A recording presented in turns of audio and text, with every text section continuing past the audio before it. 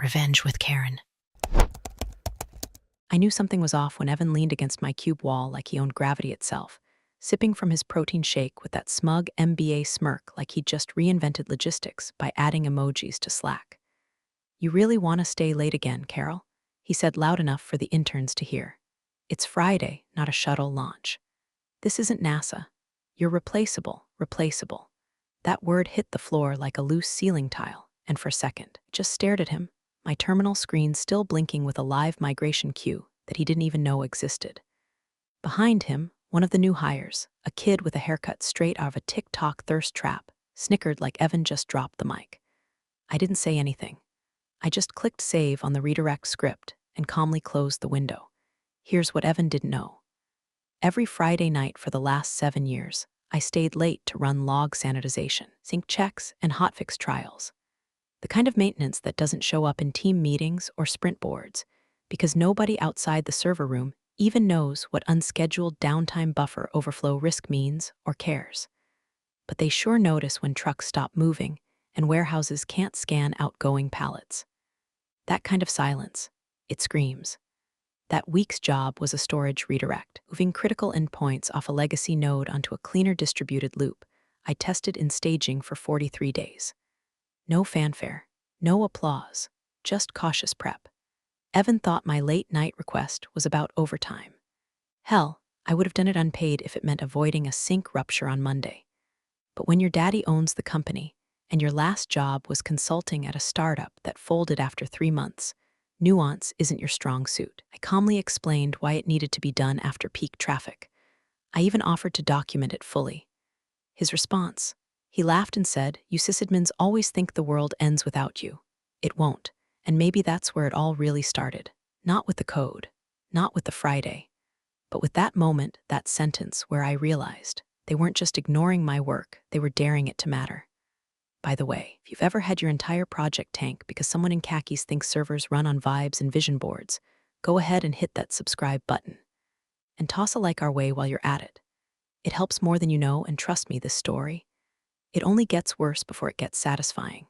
So I nodded at Evan, not out of agreement, just acknowledgement, like you'd give a goose honking at a storm drain. And I went back to work, clicking through the migration queue, setting it all up so clean and quiet it might as well have been an act of mercy. Around 3:12 p.m., I filed the migration readiness memo, complete with a labeled contingency map and inline comments. I even highlighted the soft shutdown threshold. Sent it to the whole team, CC Evan, flagged it urgent. He replied with a thumbs up emoji. No one else responded. At 4:35 p.m., I submitted a simple request via HR to stay late and complete the redirect that night. Just 1 hour. No overtime. A box ticked on a form. By 4:40 p.m., I got a Slack ping. "Come to the breakout room. Now." Evan was waiting, standing like he was about to propose a TED talk. 3 people from facilities were there too, which made 0 sense. "Carol," he said, drawing it out like a toddler trying on his dad's tie, "we're modernizing, cutting bureaucracy. No more lone wolf sysadmin stuff." He made finger quotes around critical migration. "We need to build a culture of trust, collaboration. You'll either adapt," or he trailed off, letting the threat hang there like cheap cologne. I didn't argue, I didn't beg. I just stared at him, and behind the silence I felt it, the soft hum of systems already teetering. He didn't see it. No one did, but I did. I nodded once, excused myself, walked out, not out of fear, out of certainty, because the countdown had already started. At exactly 4:57 p.m., the Cube farm smelled like end-of-week relief, burnt coffee, vending machine chocolate, and that subtle collective exhale of people mentally clocking out. I was organizing my scripts folder. Nothing dramatic, just a quiet wrap-up of a decade of keeping their digital intestines from clogging. That's when Evan showed up again, like a deleted scene from The Apprentice, flanked by 2 interns who looked like they still believed in agile frameworks and trust falls. "Carol," he said, too loudly, "you're done here. Pack your things." He grinned like he was doing me a favor. One of the interns, Tyler or Taylor, or some other alliterative disappointment, snorted. The other looked vaguely uncomfortable. He knew this wasn't standard termination protocol, but didn't want to break eye contact with Evan's Patagonia vest. I didn't cry, didn't even blink. I just stood up, calmly reached into my drawer and handed Evan a plain manila folder labeled in 18-point Arial bold, Transition Risk Report. His smug expression twitched for half a second. He glanced at it like I'd handed him a crossword puzzle in Mandarin. "What's this?" I looked him square in the eye. "That's what's left unsupervised when you remove the one person who understands your hybrid load balancer topology." He squinted like I'd insulted his crypto portfolio. "In English, please." I smiled, just a little. "You have about 15 minutes before your core traffic reroutes through an unconfirmed node loop with no DNS reconciliation. Put simply, the system's going to think it's dying and start eating itself." Tyler, the intern, let out a slow, almost involuntary wait. "What?" Evan waved the folder like it was a napkin at a barbecue. "We've got people. It's not 2003. We'll fix it." I nodded. "Sure. Just make sure whoever reads page 3 knows what a floating subnet map is." He stared. I walked past him, unhooked my lanyard, badge still clipped, and set it gently on the desk. For the first time in years, I felt nothing, no anxiety, no need to warn. I had already done the work. Report had everything. Step by step. Warnings included. It wasn't sabotage. It was pure, surgical truth cut open and labeled. As I walked past the break room, I heard one of the new sales guys yell, "Hey, Carol, happy early retirement." I didn't look back. Down in the elevator, the ride was silent except for the hum of an LED panel. It blinked between floors like a heartbeat, steady and dull. Somewhere upstairs, Evan was probably still flipping through the report, tending to understand it, too proud to ask the junior sysadmin what a log reconciler did. I stepped out into the parking lot, that cursed badge still warm in my palm. The sun was sinking behind the strip mall across the street, subway, vape shop, dry cleaner, like a poetic slap from reality. Outside Holt wears glass doors. I wasn't Carol the sysadmin anymore. I was just Carol. And I didn't feel small, I felt done. As I got in my car, phone buzzed, Slack notification. Then another, then 7 more. I didn't open them. By the time I merged onto Route 82, I knew what they were. Timeouts, failovers, confused pings from people who hadn't spoken to me in months, all wondering why the inventory system was timing out across 3 states and why the customer dashboard was now defaulting to a black screen with a loop error warning no one could trace. 15 minutes. Not because I wanted revenge, because Evan never opened the brief, because the only thing worse than underestimating someone is firing them without even reading the instructions they left behind. It started with a hiccup, a tiny one. At 5:16 p.m., just 19 minutes after I handed over my badge and walked out like a ghost who finally stopped haunting her own house, a CSR in Chicago pinged the internal help desk with, "Is the client portal slow for anyone else?" No exclamation points, no panic. Just the casual dread of someone who knows when Holtware gets weird, it gets weird fast. By 5:21 p.m., 3 more regions had chimed in. Dashboard loading issues, login delays, API fetches stalling halfway through the handshake. All of it small, minor, but together, it was the smell of smoke right before someone screams fire. Back in the office, Evan apparently laughed it off. "It's always buggy on Fridays," told the team like server errors were just casual allergies. Then he made a joke about Mercury being in retrograde. Someone actually chuckled. The interns nodded, because that's what interns do when the guy who signs their meal stipends tries to look in charge. Except in the background, someone was watching. Josh, one of the new back-end interns, not a total idiot, despite the cargo shorts and ironic mustache, noticed something strange in Grafana. Retry queues were climbing. Not just climbing. Spiking, like a heartbeat trying to flatline and panic slap itself back to life. "Hey," Josh muttered to no one in particular, "why are there 30,000 retry pings from Node C already? It's only been an hour." No one answered. Not really. Another dev glanced up, furrowed their brow, went back to their lukewarm lean cuisine. The Slack ops channel had gone from idle to dripping with thread replies. Stuff like DB1 not responding. And is the load balancer in failover? And who's got Carol's docs? Carol's docs, like they were just a Google Drive link away. Spoiler, they weren't. Meanwhile, I was standing in line at Taco Bell drive-thru. Behind me, someone was playing bad country music through a cracked window. Ahead of me, a mom was handing her screaming kid an issy the color of windshield wiper fluid. My phone buzzed. Once. Then again. And it vibrated so hard I had to flip it face down in the passenger seat just to stop the tremor echo. I didn't look at it, because I didn't need to. I knew. I could feel it. Not just the chaos, but the specific sequence of it. Because here's the thing, when you've babysat a decaying hybrid system for over 7 years, you don't need to sabotage anything. You just stop holding its hand. Stop singing lullabies to the ancient shell scripts duct taped together by 6 different contractors over 3 administrations. You let it walk by itself, and it collapses under its own forgotten sins. Back inside Holtware, someone had finally found my transition folder. Evan barely glanced at it. Does she list what scripts are still active? Josh again. It's all annotated. But it's kinda like code poetry. There's comments that say stuff like, don't wake the sleeping loop, and only pull this pin if you hate uptime. Jesus, Evan muttered. She was a drama queen. Somewhere on a whiteboard, a junior engineer drew a frantic diagram of the routing structure, eyes wide as they realized that half their internal traffic was looping through a deprecated subnet with an unvalidated redirect flag. That flag, it was set to expire today. Friday, 5:45 p.m. Carol had written the cron job to expire exactly 7 minutes after she handed over her badge. Because of course she had. And here's the best part. Nothing was broken. Nothing had been hacked, deleted, or corrupted. It was just unattended. The kind of quiet system decay that only gets noticed when it starts affecting shipping labels and client SLA timers. My phone kept buzzing. Slack pings, missed calls, one message from Josh that just said, "Did you know this was going to happen?" I didn't reply. I just took my Baja Blast, drove to the overlook near Lake Ridge, and watched the sun set behind the water tower. I wasn't angry. I wasn't vengeful. I was something quieter, something heavier.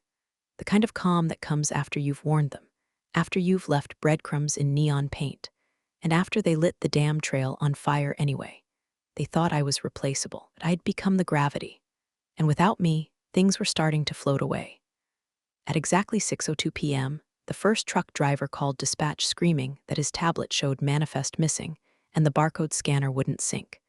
3 more calls came within 5 minutes. Then 9.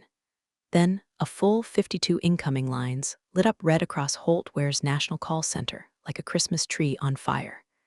No one could print anything. Orders were showing as fulfilled with no routing data. The warehouses, 10 of them, coast to coast, were grinding to a halt with trucks full of time-sensitive freight and nowhere to send them. At HQ, the sound of panic was oddly sterile. Just the clicking of desperate keys, phones ringing unanswered, and the heavy silence of people realizing this wasn't a glitch. It was a breakdown. Evan, meanwhile, was pacing like a man trying to outwalk his own reflection. It's just a Friday bug. We've had those before. A junior ops lead said quietly, not like this. Evan snapped. It's a legacy issue. Carol had her hands in all kinds of old systems. Just patch it. Patch what exactly? Someone asked. That's when Devon, the junior sysadmin Carol had personally trained for 2 years, finally spoke up.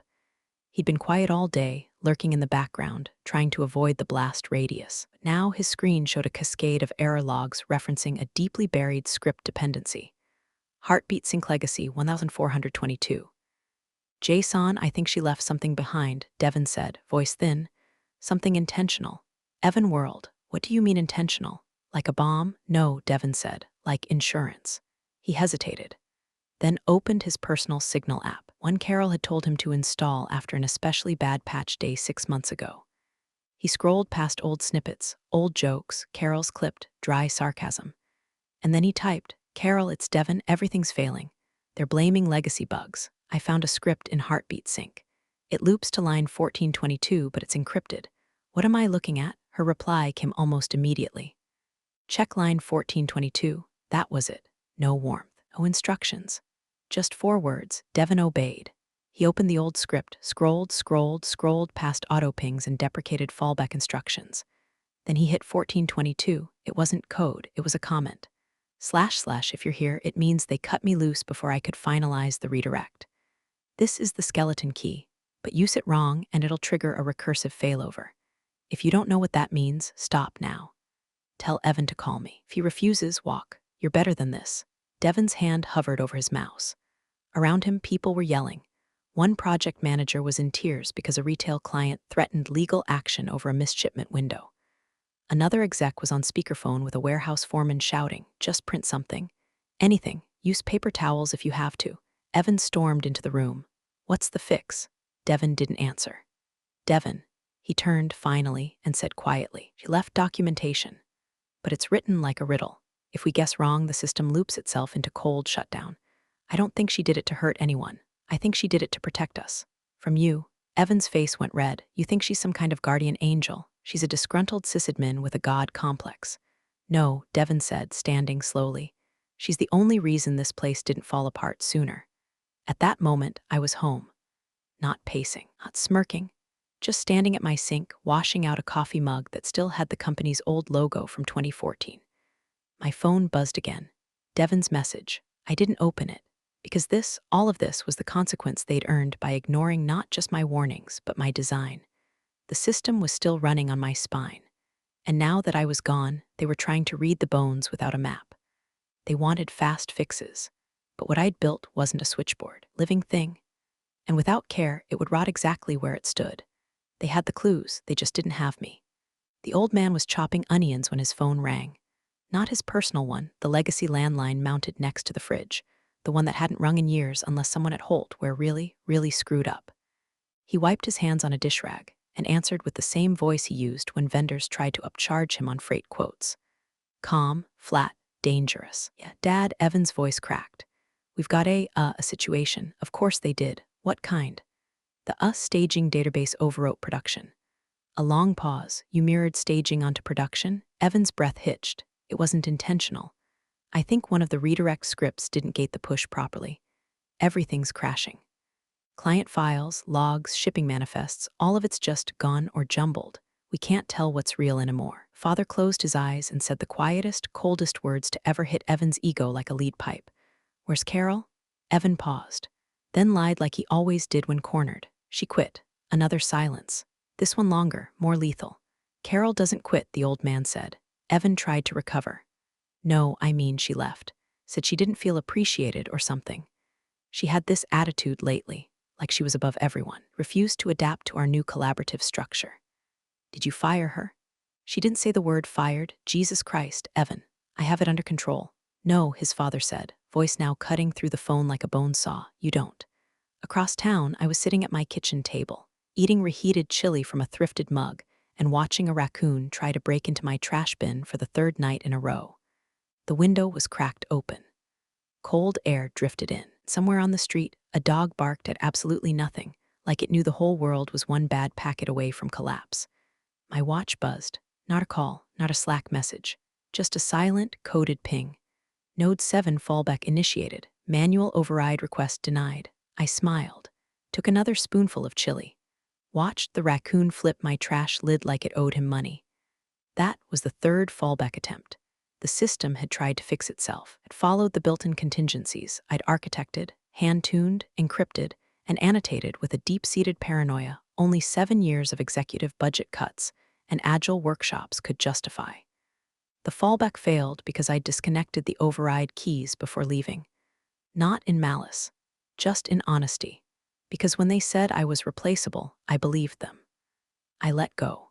Removed my name from the auth maps, left behind clean scripts and redacted breadcrumbs, and one final integrity check, coded into a heartbeat signal that only pinged devices registered under my internal ID. They never asked how many systems still required my signature. They just assumed it would work. Meanwhile, at Holt, where HQ, the junior devs were pulling all-nighters. Evan was rage-refreshing his email and insisting that production staging inversion wasn't a big deal. When the first client threatened to break contract and the second one demanded a penalty clause execution, the board started asking questions. And the founder, the man who built Holtware with calloused hands and sleepless nights, was already on his way. He'd made a lot of mistakes in his life. Gave his son too much rope. Let modern management dilute the backbone of the company he built. But one thing he never did: underestimate the woman who kept his system alive during 3 server migrations, 4 cybersecurity audits, and a ransomware scare that could have leveled them back in 2019. He didn't need a PowerPoint to understand what was happening. He needed Carol. And he knew, without a doubt, that Carol wasn't coming back, not to clean up someone else's ego. Not this time, not unless she wanted to. Saturday morning, office smelled like desperation and vending machine breath. Evan showed up in joggers, and a Holt where hoodie, face blotchy, hair unwashed, eyes red not from grief, but from the kind of panic that hits when your daddy's company might die on your watch. The junior sysadmins were already on their fourth energy drink. Devon had slept in a conference chair, shoes off, face pressed against a throw pillow that still smelled like budget hotel shampoo. Someone was crying in the bathroom. Someone else was Googling what is a class action clause. Evan burst into the war room like a man with a plan. "We're restoring backups," he barked. "Calling DigiSave now." Devon looked up. "You might want to check the replication logs first." But Evan was already on speaker with the backup firm. "DigiSave rep, sir, your last successful replication to our offsite was 1 moment 9 days ago." Evan blinked. "That's not possible. We do dailies." "Correction," rep said politely. "You did. Someone paused the sync job last Friday. It's marked as a scheduled full node test. Do you want to resume it?" Evan's voice dropped half a pitch. "Why the hell would anyone pause it?" Devon cleared his throat. "Carol, are you telling me she stopped our backups?" Evan snapped. "No. She paused them for a node integrity test. It's actually standard protocol if you're testing redirect pathways. Isolate active replication so you don't corrupt production." She documented it. "Sent an email. Then find the damn email." "We can't." Devon hesitated. "She deleted it from the shared thread when she left." "She can't do that." Devon looked at him. "She had master-level access. She could do anything." The room went cold. Evan turned back to the speakerphone. "How much data are we talking?" "Well," the rep began, "you had a massive surge in transactional volume last weekend, right?" "Yes," Evan snapped. "We ran a 72-hour promo across 3 platforms. Then you've likely lost all customer confirmations, financial logs, and warehouse coordination data since last Friday." The silence was nuclear. No weekend sales, no fulfillment logs, no receipts, no tracking. Gone. By noon, client account managers were fielding furious calls from e-commerce partners whose orders were now marked as phantom confirmed. One retailer asked if Holtware had been hacked by a drunk intern. Another just threatened litigation. Evan sat down, hard like someone unplugged his spine. He whispered, "We need to call her." But no one moved, no one reached for a phone. Because by now they all understood Carol wasn't going to answer. And if she had wanted to sabotage them, she could have wiped everything, crashed systems, injected actual malware, left them bleeding from every API. But she didn't. Systems weren't broken. They were just absent, like a mother who stops reminding you to wear a seatbelt, like a lighthouse that turns its beam off not to sink the ships, but because no one ever looked up to thank it. At home, I was reorganizing my tool shed, wiping grease off my old soldering station. I hadn't used it in months, but there was something comforting about the smell of warm circuitry and cracked rubber gloves. My phone vibrated. Devon, again. His message, "Backups are gone. Everything from the promo weekend. Evan's losing it." I stared at the screen, and for just a moment, a real moment, I felt it. The guilt, the sharp little sting in the back of the throat. I didn't want people to lose jobs, didn't want clients to suffer. I just wanted them to realize what they'd lost, not the data, me. The systems were still mine. Even in their failure, they wore my fingerprints like a watermark. Every crash had my shape in it. Every fallback had my handwriting. And every hole they found, that was where I'd stopped catching them. I didn't destroy Holtware. I just walked away. And for the first time in years, it felt like peace. By Sunday morning, Holtware had officially hit the 5-alarm stage of collapse. The whiteboards were full. The floor smelled like cold pizza and cheap coffee. And the CTO had been spotted crying in his car behind the building. That's when Evan brought in the consultants. 2 of them. Fresh from some firm with a name like Cypher Vista or Hawkline Strategies, names that sound confident until you see the guys behind them fumbling through your terminal like they just learned what a subnet mask is. They arrived with rolling backpacks, Bluetooth headsets, and the kind of fake cheer you only get from people billing $400 an hour while trying not to throw up from panic. "Don't worry," said the taller one. "We specialize in disaster environments." The shorter one, Vijay, added, "We've handled Tier 1 collapses. Ransomware, insider sabotage, even a government contract that accidentally deleted its own HR system." Evan clapped them on the back like he'd just hired SEAL Team 6. But within 20 minutes, both men were pale, blinking at the cascading architecture map Devon had printed out and hung on the glass wall like a crime scene. "So, just to clarify," Rick said slowly, "you're saying everything, order flow, inventory tracking, client API authentication, is still routing through a deprecated subnet Carol flagged for replacement over a year ago?" Devon nodded. "And you let her leave with master access revoked, without replacing those routes. Evan's jaw clenched. She was supposed to have migrated them already. She lied. Vijay squinted at the spaghetti diagram on the glass. No, she didn't. Look at the call notes. She logged and timestamped every delay. Your sign-off approvals were missing. That's not sabotage. That's ignored protocol. Rick leaned closer to the dependency chart and whistled. This is recursive spaghetti. Every fix you apply triggers 3 broken branches upstream. It's like she nested the whole system in concentric dependencies. You unplug one and 2 others collapse. Can't we just locate the decryption script for the legacy nodes? Evan snapped. Devin winced. That's the thing. Can't find it. What do you mean you can't find it? We found references to it. Dozens. It's called Heartbeat Auth but it's not in the repo, not in backups, not even in her personal sandbox. Maybe she renamed it, Vijay offered, or buried it in an isolated partition. That's when Josh, the intern with the cargo shorts and permanent sunburn, muttered just loud enough to be heard. She said something once about heartbeat pings. Everyone turned. What? Evan asked. She said the system doesn't trust users, it trusts patterns. Like she programmed certain systems to only respond to heartbeat pings. Rick frowned. Like biometric rhythms, Josh shrugged. More like device-based tempo. She had this old smartwatch, never took it off. Said it was her dead man's switch. I thought she was joking. Vijay looked sick. Are you telling me the decryption script might only unlock if a specific ping sequence, tied to her personal device ID, is detected? Devin just nodded. Meanwhile, I was walking through Oak Ridge Park, leaves crunching under my boots, earbuds in but playing nothing. Just silence. Just the hum of wind and the distant bark of some overexcited terrier losing its mind at a squirrel. And beneath it all, my smartwatch pulsed once, then twice, like a phantom heartbeat. They'd tried another override. Probably forced a system-wide key rotation. Wouldn't work. The systems were built to reject unfamiliar rhythms. It wasn't paranoia, it was protection. I didn't smile, not really. I just sat down on a bench near the old water fountain and took out a granola bar. Back at Holt, where the consultants were spinning. Vijay suggested a total system rebuild from clean backups. Devin quietly reminded him there were no clean backups. Rick proposed a fallback to analog, whatever the hell that meant, was promptly ignored. Every fix triggered another failure.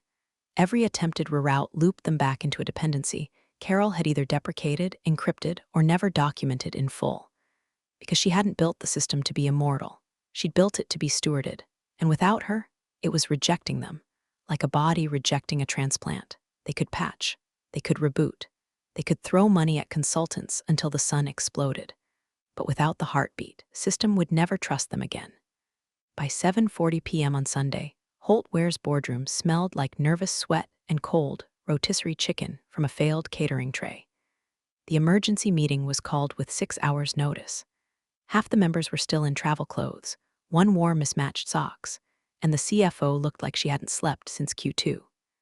The CEO, James Holt SR, had flown back early from a charity gala in Aspen, walked into the boardroom like a man preparing to sign his own death certificate.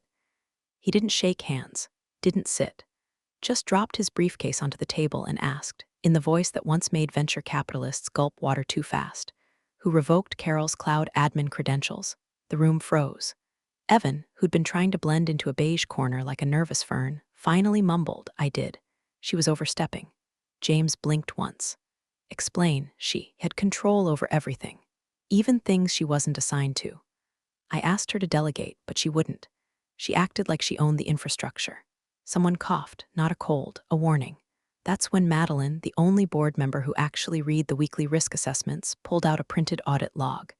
She slapped it down on the table, redacted, annotated, highlighted in surgical precision. She didn't act like she owned it, Evan. She did. Names on every compliance renewal for the past 6 years. Every SOC2 cert.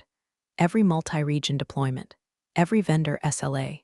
Every client uptime clause. Every single one. Evan flinched. She didn't share that responsibility.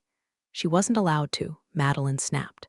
Because your father kept slashing the IT team's budget and funneling it into sales strategy pilots. James didn't say anything, just picked up the log and stared at it like it might apologize. And do you know, Madeline continued, who signed off on the 2019 infrastructure isolation policy that protected this company from the blue cipher breach that nearly bankrupted Apex Logi. Everyone waited. She did, she answered herself. Carol. And not only that, she predicted the failure vector 6 months before it happened. Someone else slid a screen forward. Was the internal incident report on Friday's staging push overwrite. The notes were brutal. Unauthorized admin reroute attempt, failed decryption access, checksum mismatches, systemic rejection of override credentials. The lead incident reviewer had written in plain English. The system architecture is rejecting command structures from any user who is not Carol G. That includes senior admins. The system doesn't recognize current credentials as valid. James looked at Evan. You didn't just revoke her access. Evan swallowed. I deleted her profile. Silence. You deleted the one person the system trusts? I didn't think, no, Evan, you didn't. Across town, I was sitting on my porch with a cup of lukewarm tea, wrapped in a hoodie older than their new CTO. The sky was purple-black, the air damp, headlights rolling lazily down the street. My cat was trying to murder a moth against the window pane. I was enjoying the peace that only arrives when everything behind you is burning and you're just done watching. My phone buzzed once. LinkedIn. I opened it. Hey Carol, big fan of your incident handling at Holtware. I'm the CTO at Atlas Freight. We're rebuilding our back end and could really use someone with your expertise. Let me know if you're open to a conversation. No emojis, no buzzwords, just quiet recognition from someone who knew what it meant to hold the line, while the rest of the building chased KPIs and motivational posters. I didn't respond. Not yet. I just stared at the message, then looked up at the stars. Back in the boardroom, James finally spoke, voice low and firm. Do we have any system left that she didn't architect?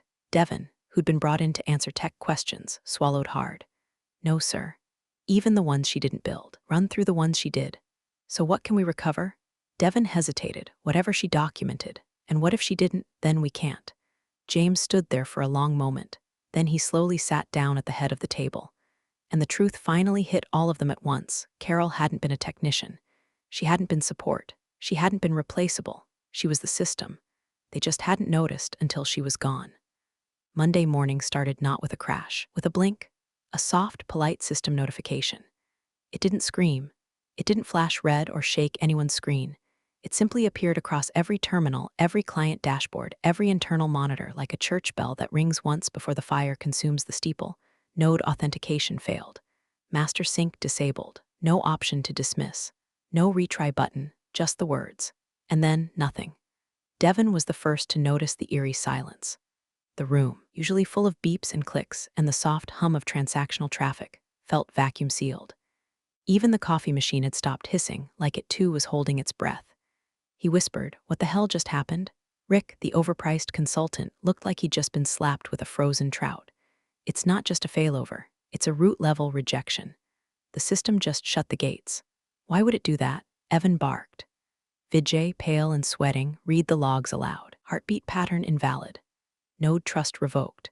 Master sync terminated. Evan's voice cracked. So, reset the master. Re-establish sync. You don't get it, Rick snapped, panic now replacing polish. The master node doesn't exist anymore. It's offline, it's gone, and the secondary nodes, they were slaves to that sync key. Without it, they don't know each other exists. Devon whispered, it killed the brain. And then came the noise. Phones exploding off the hook. Clients screaming. Emails pouring in, subject lines in all caps. Order system down, can't log in, error 503 worldwide, refunds. Where's our data? In the boardroom, James Holt stood facing the wide office windows, watching the city start its week like any other Monday, oblivious to the digital avalanche behind him. He turned slowly to Evan, who looked like a man waking up inside his own funeral. What did she say? James asked quietly when she left. Evan's lips moved. No sound. Then she said, good luck. James nodded once, not angry, not surprised, just accepting. Outside, teams scrambled. Tickets surged.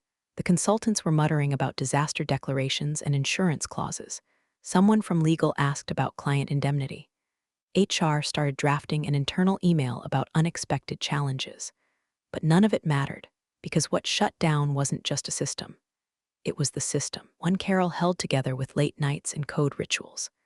The one she wrapped in fail-safes not to protect herself, but to protect the company from its own ignorance. The one that, when finally asked to choose between logic and trust, chose neither. It simply stopped listening. Somewhere else, miles away, and a million light-years from the noise, Carol sat across from a panel of 3 interviewers in a sunlit room. The windows were wide open. Ease lifted the ends of her scarf.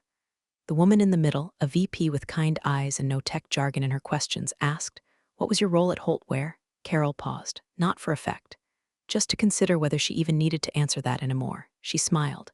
"I kept everything alive, until I didn't. No vengeance. No burn it all down swagger, just consequence." She didn't press a button, didn't destroy, she left. And gravity remembered who it used to orbit. You're the real stars of the corporate jungle. Thanks for watching. Hit subscribe, or I'll flick the switch on your old cubicle memories.